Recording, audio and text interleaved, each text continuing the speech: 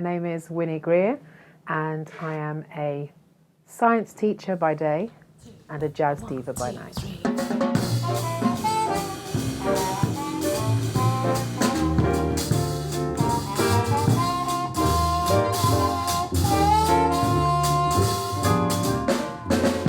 I've always loved science from school, always. And a lot of my family members are actually teachers. So initially I kind of rebelled against it because I didn't want to be a teacher. I was thinking, they're all teachers, I'll do something different. But then I went into a school and I did some observations and stuff and just fell in love with being in the school environment and teaching young people. I sing in choirs. I did that for a good 20 years and then realised there was something else really. And I thought, okay, let's try this jazz thing. And a friend of mine told me to go on a course for a week. So I did the course, got really excited at the beginning of the week, thinking this is wonderful. And then by the middle of the week, realised I knew nothing and wanted to go home. It was just like, oh my goodness. My friend said, no, stick it out. So I did. And I avoided all week singing in the evening because I thought, I can't sing, I can't do this. And my tutor, Lee Gibson, who I owe a lot to, she just said, get up there, I'll put you on the list. So I had no choice.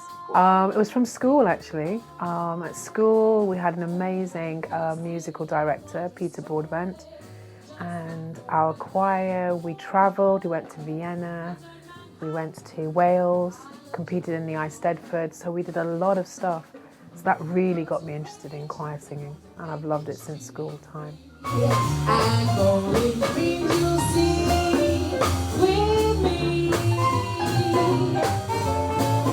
I think it's the fact that you've got like a whole group of people who are working together and they just create something which is greater than the sum of each of us. It's just that sound that you can create with the harmony coming together when it's on point and when we're singing it correctly. It's just an amazing feeling to be part of. Amazing. Like the beat of the tom-tom when the jungle shadows fall. I think so, because I'm an alto, so I'm always like the jam in the sandwich. You've always got to do the harmony and you've got to hear those harmonies. And I love doing that. And I just thought, there's something more I can perform, you know, as well as being an alto. I can actually do solo stuff, but I knew it wasn't going to be classical. That wasn't my genre. So I was just trying to investigate. And I know I'm not a gospel girl. So there was something else. And I just had to try and explore and find out what it was. It was a school friend of mine, Maria Nerona. She is an amazing jazz pianist, and she was the year above me in school. And we were talking to her about it, and she said, we do this course, why don't you come along? And it was her that encouraged me. I was complete novice. So when I went on the jazz course, I knew absolutely nothing. I had no band, I had no keys, I didn't know what my sound was going to be like. It was just completely new to me.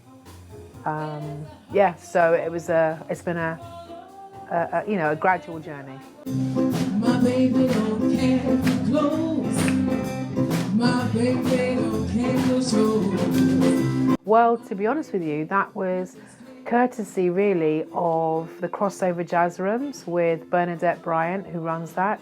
Because 3 years ago I started attending regularly every Friday, and when you do that you get to meet lots of amazing musicians, and it was through that really that I was able to link up with some guys and get a band together, and that's been a great source of musicians for me. I had a couple of friends that I knew through classical choir who I knew played jazz and so on, so I was able to call on them to do my first jazz gig, which was great. They were so supportive of me. That was, if I remember correctly, I think that was the Stroud Green Festival that I did right at the beginning. And they were very helpful, very supportive of me. That could have been about 2014, 15, because to be honest, it's only been the last 5 years that my gigging has really taken off. Because prior to that, it'd be like one gig a year maybe that I'd be trying to work towards. But now it's very different.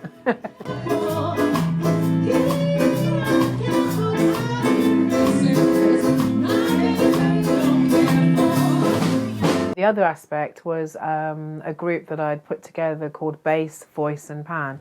And what I wanted to do was to bring together my love of jazz and my heritage, my Trinidad heritage. And Daniel Louis, who's an amazing steel pan player, Henry Thomas, amazing bass.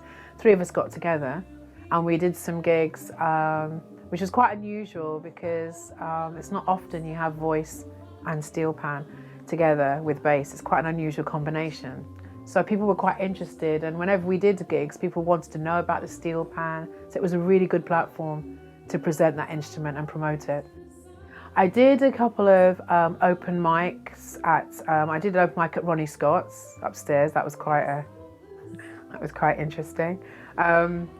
Why was it interesting? Because it was quite nerve-wracking. I was really, because I went by myself. I hadn't taken it because I didn't want anybody with me, because I thought if I crashed and burned, I'm going to crash and burn by myself. I don't want no one to see me. So I went there. It was in half term, and I went upstairs, and it was quite daunting because it's a kind of place where you kind of have to know people, and I didn't know anyone. But I thought, no, go for it, Win, go on. So I went and said I was going to sing, and I thoroughly enjoyed myself. I didn't crash and burn, thank God. So that was one of the most interesting. I did East of the Sun, which was great, and the band did it, and I think they were a bit surprised because when you get a kind of nobody coming up and saying, "Can I sing?" It's like, yeah, all right, we'll let you have a go. But as we got into it, I could see they were actually enjoying it, so I felt quite relaxed. So that was good. I'd like to take a sail to Jamaica Bay with you.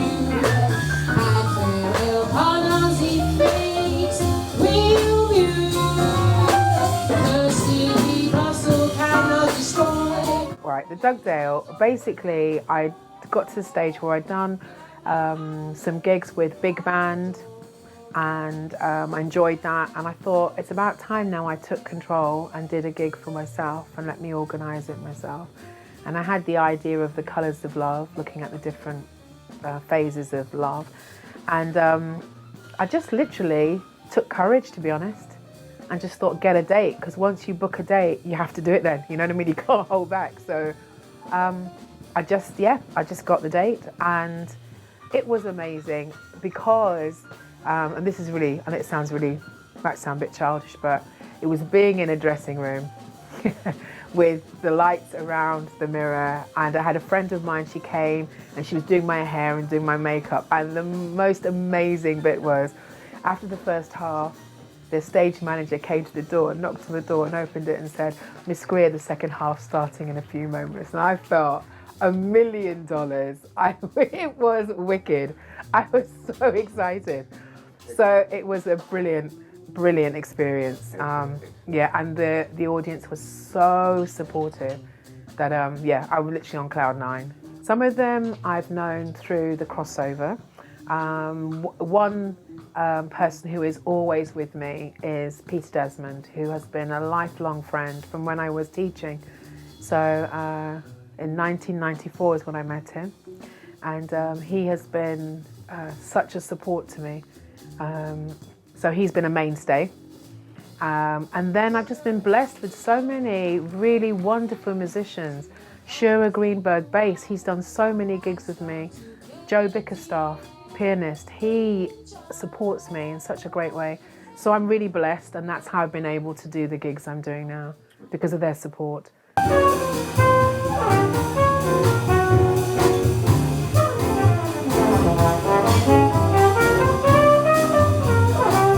Oh, that now, you know when they say that sometimes things happen by chance and by luck, this was definitely a case.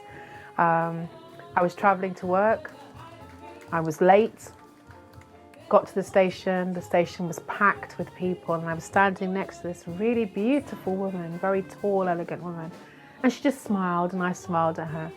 And we realised that we wouldn't get the train on this side, so we went across the other side and we're on the train, and we just got talking. And this lady, ML Michael is her name, she's a singer-songwriter. We got chatting, and I told her I was a jazz singer, and she said, "Oh wow." And she said, "Have you ever thought of singing at Pizza Express?" I'm thinking, thought about it? I've dreamt about it, my God. So she said, "Oh, well, why don't you send me your stuff, and I know the person who books, and I'll see if they're interested." So, it's kind of like a dream. I got into work. I'm thinking, did that just happen? Did I really have that conversation or did I imagine it? So I sent the stuff to Emel and she gave me the contact and I sent my email off. And of course, I didn't hear anything. So I thought, okay, that's life. And Emel said to me, have you heard? I said, no. She said, contact again. So I did. And I got back quite a, how would I describe it? Quite a stuffy email because I'm a nobody really in their eyes. So it was like, yes, of course we can have you, but you need to be able to get bums on seats. We can't just have anybody and blah, blah, blah. And what is your history? And can you tell me what you've done so far? And I was blessed because obviously at this stage, I've done so many gigs. I was able to just send that stuff through. So I felt very proud of that email. That was a good email. It was like, here I am, girl. This is what I've done. So I felt really, really, really proud. And she got back to me, kind of quite stuffy still. And it was like, oh, well, when would you like to do? And I said, well, I'm doing Winnie Sings Ella. It's all about Ella Fitzgerald's life. I said, what about October, Black History Month? And she said, oh, yes, well, I can give you whatever date it was, 15th of October. Thank you so much. I'm really grateful. And I watched those ticket sales for weeks and weeks. It was like 10, 15, 20. I needed to get 75. So this carried on. And then about 2 weeks before, I got to 70. So at that point, I felt it was opportune to send an email to the lady who's booking me just to say, thank you so much for booking me. And isn't it great that I'm nearly sold out? She replied back, oh yes, that's good news, Winnie. Lovely. So the moment, which was fantastic for me, was when I went online and I saw my flyer and I saw across the flyer, sold out. Sold out at the Pheasantry. That is a dream I never imagined would happen. It's in Chelsea! Chelsea! So it's like, what the hell? It's in Chelsea! So for me, it was an amazing experience and it's been really encouraging. And even so, to the extent, I'm happy to say that the lady who booked me offered me another date. So I'm there on June the 4th and I'm doing Colours of Love Part 2. So I'm just very blessed that it's worked out so well. Watching you in style someday. It's interesting because it's been quite varied. A couple of weeks ago, I sang at the 46th Independence Dance for the Grenada. 500 plus guests. So that was a big crowd. That went down well. I am doing another major gig on March the 20th, 2020. That's at the Millfield Theatre. And I'm raising money for Sickle Cell Society. So I really want to get as many people there as can. That's big band, and that's with the Alan English Big Band. And it's going to be an amazing show. We've got some great, great songs. Really, really good. And then I'm doing a few other big band gigs at the Fox and Firkin and at the Bull's Head, doing some gigs there. And so, yeah, so it's a pretty busy time. There you can go to my website, which is winniegreer.co.uk, nice and easy to remember. And on there it's got my email address and my mobile number if you wish to hire me for any function. Winnie Greer jazz vocalist, so if you just go onto Facebook you'll find me there, and there are lots of videos of songs that I've done and quite recently, so you'll be able to see how I get on. Yeah, I just want to say how important live jazz music is, and all of those people who are trying to promote it. So for example, Bernadette Bryan, who's been running the crossover jazz rooms for 3 years now, just really giving us a platform to perform. These people are so vital to us and we're so grateful to them for all that they've done. And just to say, get out there, go and see live music, please, because it is such a wonderful experience. So just get out there and keep live music alive. My name is Winnie Greer and I'm a science teacher by day, jazz diva by night, and you are watching Hornseywood TV. Drifters off to see the world. There's such a lot of world.